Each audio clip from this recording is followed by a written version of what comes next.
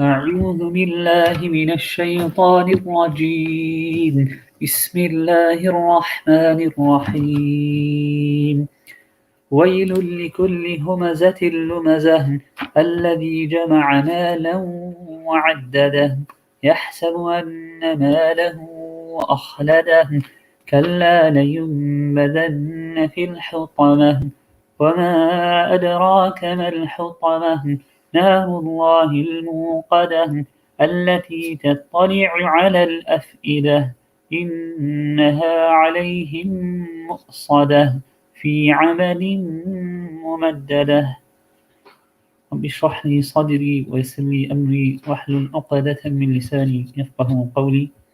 Last week we began the tafsir of this surah, Surah Humaza, in which I mentioned it is the last surah in which from here to the end of the Quran that Allah subhanahu wa ta'ala, the description of the hereafter is given, and some of the commentators have said the most severe punishment of Jahannam has been described in this surah. The first half of the surah illustrates the evils of people and and the types of people upon whom this way Allah subhanahu wa ta'ala sent his destruction upon them. And in the latter part of the surah, the second half of the surah, the description of Jahannam has been given. And as to what will happen to those people who are involved in these acts of humaza, talking bad about people in front of their face, talking bad about people behind their back. The reason why the person does it, الَّذِي جَمَعَ مَالًا وَعَدَّدَ, because he has wealth, because he thinks himself superior to others, he looks down upon others, and he has this greed for wealth, and he thinks of himself better than everyone else. He thinks everyone else is inferior to him. And يَحْسَبُ أَنَّ مَالَهُ, he has this perception, he has this vision that this wealth of his will give him immortality. He will allow him to live a long, pleasant life.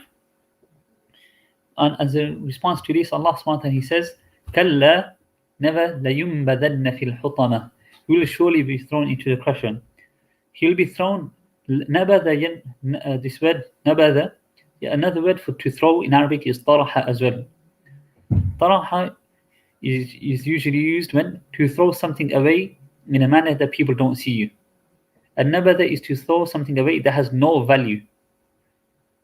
كُلَّمَا عَاهَدُوا عَهْدًا نَبَذَهُ فَرِيقٌ مِّنْهُمْ. It's referred to the Banu Israel as well, that this word nabada was used, that they had no regard for it. So Allah subhanahu wa ta'ala has no regard for such people.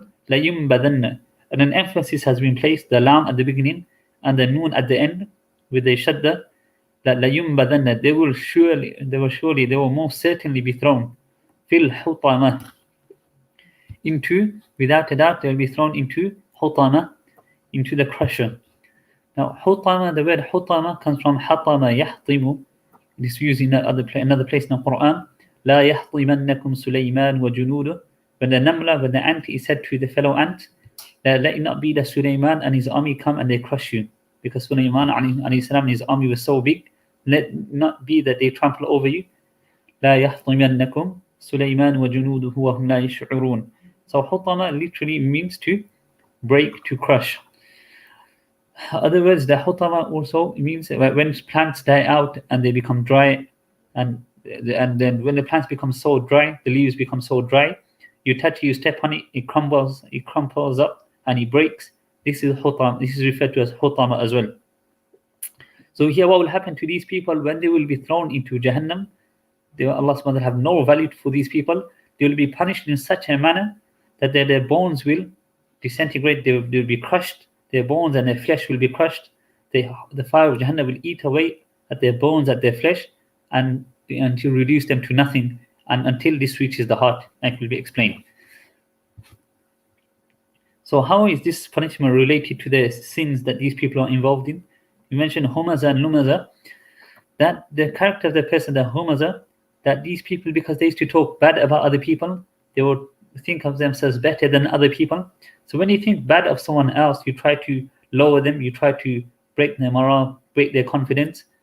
So like these people, they try to break some other people.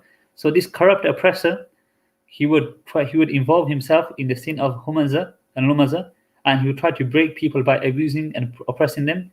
So Allah subhanahu wa ta'ala, in return, He is giving them a suitable punishment of hutama, that they, in the same manner, they will be broken and they will be reduced to nothing.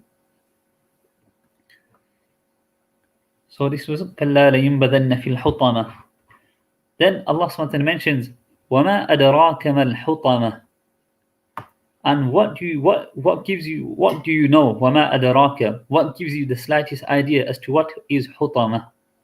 You have no idea as to what is hutama. Before moving on, Allama Fakhruddin Razi, he mentions something very interesting, that these people, they were involved primarily in two sins, Humaza and Lumaza. So there are two sins they were involved in, but here Allah subhanahu wa ta'ala mentions one punishment, لَيُنْبَذَنَّ فِي الْحُطَمَةِ. So at first you might think they're involved in two sins, but the punishment is one.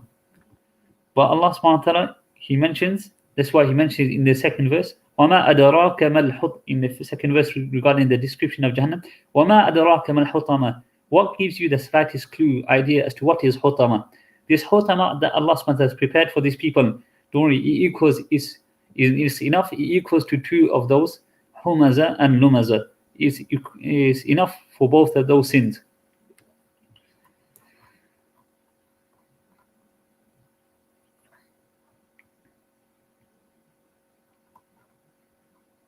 Then in the verse after وَمَا أَدْرَاكَ مَا الْحُطَمَةِ, Allah goes on to explain what exactly is hutama. In the verse number 6, Allah subhanahu wa ta'ala mentions نَارُ اللَّهِ الْمُوقَدَةِ. نَارُ اللَّهِ الْمُوقَدَةِ, which means it is Allah's kindled fire. It is the fire of Allah which has been kindled. The fire of Allah kindled, translate, or Allah's kindled fire. So first thing to note here, Allah subhanahu wa ta'ala, in many places in the Quran, nar is used, naru jahannam. But when this nar has been attributed to Allah subhanahu wa ta'ala directly, the benefit of this is that when Allah subhanahu wa ta'ala has attributed this nar directly to Him, this nar, this fire is nothing can compare to this fire now anymore. It's incomparable. You might have different types of fires you might have heard of. Certain fires are very large, they've burnt for many days. But this fire of Allah, nothing can compare to it. We cannot even imagine what this fire is going to be like. So if this is the fire of Allah, imagine how great, how dangerous this fire is going to be. Narullahil muqada. And not just this, Allah subhanahu wa ta'ala, after this He mentions al-muqada, which has been kindled.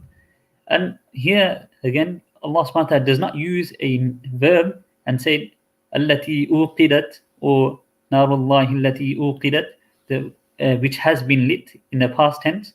But Allah subhanahu wa ta'ala brings a noun, the ism maf'ul al-muqada, which has been kindled.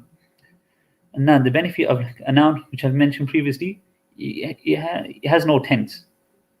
And so this fire of Allah subhanahu wa ta'ala, when a normal fire is lit in this well, it doesn't matter how grand the fire is, or how much wood that you have, or how long you try to keep the fire going, eventually the fire will die down and it will end. But by bringing this in the noun, Allah subhanahu wa ta'ala is implying that this fire will never lose its flame. It will never be put out. This fire will never extinguish. It will continue to burn. It will continue to burn. And so Allah subhanahu wa ta'ala is saying that this fire is the fire of Allah, and it will continue to burn. And it will not become, it will be an endless fire by using the word al-muqada. Then after this, in the next verse, Allah subhanahu wa ta'ala carries on explaining what this fire is going to be like. In verse number 7, allati, referring to the fire, that tattali'u ala al-af'ida, it's so intense that even penetrates some translation here, penetrates the heart. But here the word, what does tattali'u, what does it mean? Tala'a yatlu'u means to rise. When you say tala'ati shamsu, the sun rose.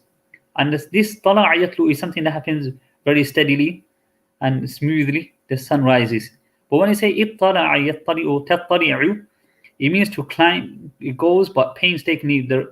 So when a mountain climber, he climbs up the mountain, this is called ittala'a, because he has to put a lot of effort in. He has to take one step at a time, and the higher he goes, the more difficult it is, and the more longer it takes. So this fire of Allah, it will slowly, it will go up one step at a time, and it will eat away at the limbs and the flesh and the bones of a person until it reaches the heart. على الأفئدة. So this fire will continuously end by using تطلع, the verb in a present future tense. It implies that this will continuously happen. It won't stop. That is not something that will happen once. It will continue to happen, and this fire will continue to go up and back, go up and eat away at the person until it reaches the heart. على الأفئدة, the heart. Now there are two words that have been used for heart in the Quran. One is qalb and one is fu'ad. Af'ida is the plural of the word fu'ad. What's the difference between saying qalb and fu'ad? Fu'ad is used when the person is emotional, and when literally the word fu'ad means a piece of flesh surrounded with a fire. Figuratively, it means when a person is immersed in emotion, he has lots of different emotions, so the heart is surrounded by a lot of emotion, and as if the heart is on fire. It's used figuratively. And qalb is when the heart is in its normal state. So regarding the mother of Musa alayhi salam, in another place in the Quran, Allah subhanahu wa ta'ala, he mentions that when Musa alayhi salam, his mother, she gets Musa alayhi salam, and ilham is given to her. Allah subhanahu wa ta'ala puts in her heart to put Musa alayhi salam into the river, so she does so. But being a mother, this emotion of her was so intense that when she sees Musa alayhi salam later on, she was about to reveal this. That's why Allah subhanahu wa ta'ala used the word وَأَصْبَحَ فُؤَادُ أُمِّ مُوسَى فَارِغًا. That fu'ad, Allah subhanahu wa ta'ala used the word fu'ad to describe the heart of Musa alayhi salam, because at the time is completely surrounded with such emotion. Then after that, the following verse, Allah subhanahu wa ta'ala mentions, إِن كَادَتْ لَتُبْدِي بِهِ لَوْلَا أَرَّبَطْنَا عَلَى قَلْبِهَا. She was almost going to disclose his case, Musa alayhi salam's case, had we not strengthened her heart. So that fu'ad that was surrounded by emotion, Allah subhanahu wa ta'ala turned that into qalb. Allah subhanahu wa ta'ala strengthened her heart, and when she regained her iman, patience, and the heart returned to its normal state, the fu'ad became qalb.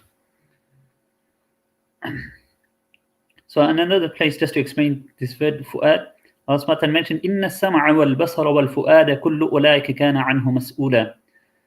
Indeed, the hearing, all these limbs, they will be questioned, including the heart. So when people committing sins, some people say, I just done it in an emotion, it was a reaction. This will not be accepted. We are in control, so whatever happens, we will be questioned for. So back to this verse, التي تطلع على الأفئدة, that this fire will enter into the limbs and it will make its way, تطلع will gradually make its way to the heart. It will eat away at the bones, the limbs of a person, until it reaches the heart.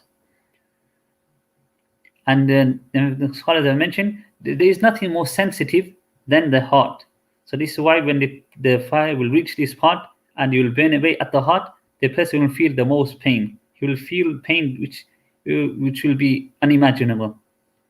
And you see the limits, Allah subhanahu wa ta'ala, the way Allah subhanahu wa ta'ala has created a human being is that the most valuable limbs, the most valuable human parts of the body, Allah subhanahu wa ta'ala has placed them very securely, very secure. They have been protected. A person's brain, a person's heart, all these limbs that we have, Allah subhanahu wa ta'ala has protected them and placed them very securely. But this fire will penetrate everything and it will reach that heart. And so the fu'ad was there usually is used figuratively, surrounded by emotion. But now this fire will reach, and literally the heart will be burning.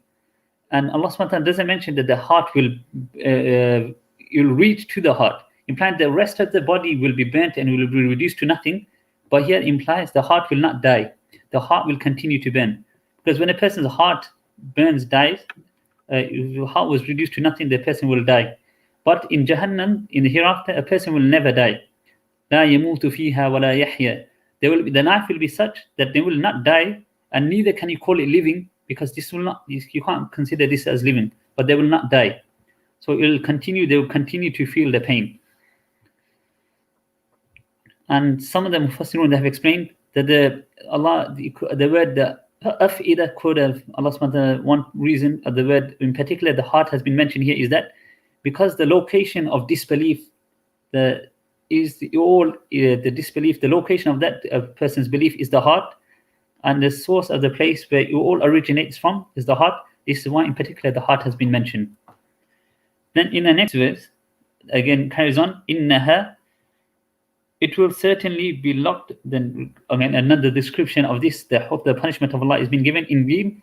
Innaha, the hellfire, alayhim mu'sada, will be closed down upon them. Now normally in grammatically, the sentence should have been innaha mu'sadatun alayhim, as opposed to alayhim mu'sada. Now sometimes the same sequence of the sentence is reversed. You can say alayhim mu'sada. So this is known as taqdeem. That because Allah subhanahu wa ta'ala is highlighting this group of people in particular, that this group of people in particular, for them, that these people who are corrupt, they were involved in these sins of humaza and lumaza and jam'u malin wa husbanin, and to consider that the wealth will give them an immortal life, they will get this specific punishment. So alayhim mu'sada, they will be closed down upon them. So mu'sada is something which is closed. It will be closed down upon them. Another word that could have been used for this is atbaqa yutbiqu itbaqan mutbaq. Is also, you can use that to cover something, to put a lid on something. But the difference between mutbaq and by saying mutbaqa and mu'sada is that there is a lid on something, it has been closed and it has doors. Whereas mutbaq just means something has been closed, it has a lid on it. It doesn't have doors. So the benefit of that is that when the people of Jahannam, they will see above them, or however it may be, that the place they are in is closed, but it has doors. So it will give them a false sense of hope that maybe there's a possibility of us leaving here. So along with this physical torment that they are going through, they will have this false sense of hope that maybe we can leave here. So Allah subhanahu wa ta'ala mentioned in another place in the Quran, كُلَّمَا أَرَادُوا أَن يَخْرُجُوا مِنْهَا مِنْ غَمٍّ أُعِيدُوا فِيهَا. Whenever they will try to exit, they will try to leave, أُعِيدُوا فِيهَا, they will be returned. And it will be said to them, ذُوقُوا عَذَابَ الْحَرِيقِ, taste the punishment of the burning fire. So because of seeing the doors, and this would give giving them that false sense of hope, but then when they will try to leave, it will be impossible for them to leave. Because like is mentioned in the next verse as to why they will not be able to leave. So when this hope of theirs will be shattered, and the punishment will increase even more. It will be a psychological torment, along with the physical punishment they are going through, that for giving them that false sense of hope will only increase in the gham, the anxiety, and the punishment even more. And in the final verse, في عمد ممددة, and they will be in في عمد ممددة, in extended columns, in extended pillars. So amad is the plural of the word amud, that means pillars, and mumaddada comes from the word madda, means to stretch. And when it's brought on the wazn of taf'il, maddada yumaddidu tamdidan, is something which has been stretched a lot. And so the amud means a beam made out of iron or wood. Is the central, is the thing which is keeping the entire structure intact. The main thing which is keeping the house or anything intact. So the essence of a structure or a building can be called amud. So they will have this. They will have these beams will be very, very long, and so when they go to these beams, because they will be made out of iron or wood, and they will be extremely hot. When they go to close to these beams, they will burn themselves, so they will be unable to go to these beams. Number one, so they will be like this. They will be unable to use these beams to try and escape, and because the doors of the lid or which has an opening, which has doors, it will be at too far of a distance for them to try and attempt to leave from that door. That's why it will be impossible for them to escape or to use the pillars, and their punishment, the anxiety, will just grow more and more, and this will be the punishment. So this is the punishment of Allah that has been mentioned in this surah, for the people who engage themselves in the sins which have been mentioned in the first half. We make dua to Allah subhanahu wa ta'ala, Allah subhanahu wa ta'ala protect us from His punishment and protect us from being amongst the category of people that have been mentioned in the first part of the surah. So we should take and reflect upon ourselves that let it not be that we are involved in any one of these sins. So we should make dua to Allah. Allah subhanahu wa ta'ala gives the ability to control our tongues, not to look down on others, not to think of ourselves better than anyone else. Ultimately, we do not know on what state we are going to leave this world, if we live as a believer or live as a disbeliever. So throughout our life, we should make an effort on ourselves, think of everyone else better than myself. Just because a person, we have wealth or we have any, Allah subhanahu wa ta'ala has given us any other blessing, we should not think of ourselves superior than others. Allah subhanahu wa ta'ala mentioned in another place, Inna akramakum indallahi atqakum. The most honorable amongst you are those who are the most God-fearing. And this taqwa is something which is inside. It's not exposed. So Allah subhanahu wa ta'ala knows best. You might think of somebody who is looks like a normal person. He might be very close to Allah subhanahu wa ta'ala. He might enjoy a very high rank. So we should never look down on anyone else. And you never know, even a non-believer, Allah subhanahu wa ta'ala could give him guidance, and he could pass away as a believer, and he could end up in paradise. So always we should control our tongue. We should try to think good of others, and not to think bad, and constantly make effort on ourselves, and make dua to Allah. Allah give us, Allahumma inna nas'aluka ridaka wal jannah. Oh Allah subhanahu wa ta'ala, we ask you for your pleasure and paradise. Wa na'udhu bika min jahannam. Oh, wa na'udhu bika min sakhatika wan nar. And we seek refuge in you from your displeasure and the punishment. So we constantly make these type of du'as. May Allah subhanahu wa ta'ala give us the ability to reflect upon the Quran and take lessons from the Quran. Ameen. Wa akhiru da'wana and alhamdulillahi rabbil alameen.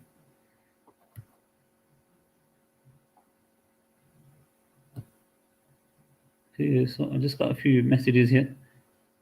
If any brother has any questions, you can leave a note at the end. I'll try to answer the question next week. Or if anyone has any questions right now.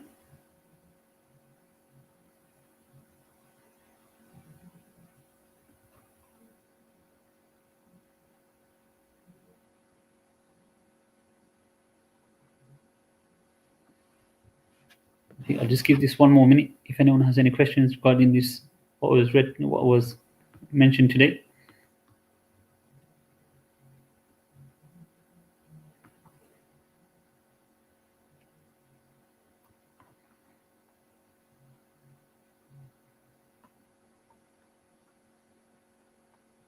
Okay. بارك الله لنا ولكم في القرآن العظيم ونفعنا وإياكم بالآيات والذكر الحكيم.